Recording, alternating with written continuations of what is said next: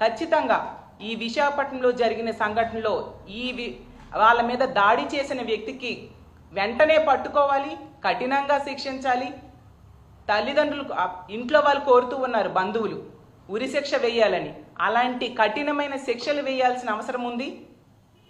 అదే విశాఖపట్నంలో గతంలో నీరబ్ శర్మ అనే వ్యక్తి పెదగంటి అడిలో ఒక అమ్మాయి మీద దాడి చేసి పారిపోతే ఈ రోజు కూడా పట్టుకోని పరిస్థితి.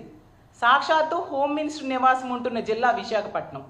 అలాంటి దగ్గరే ఇన్ని సంఘటనలు జరుగుతున్నా కూడా ఎటువంటి చలనం కూడా ప్రభుత్వంలో కనిపించట్లేదు.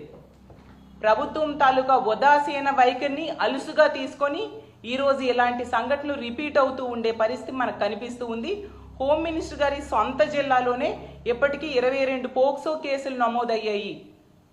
బాలికల మీద, మైనర్ బాలికల మీద ఇలాంటి సంఘటనలు జరిగాయి అంటే ఎంత దురదృష్టకరం మనం అర్థం చేసుకోవచ్చు.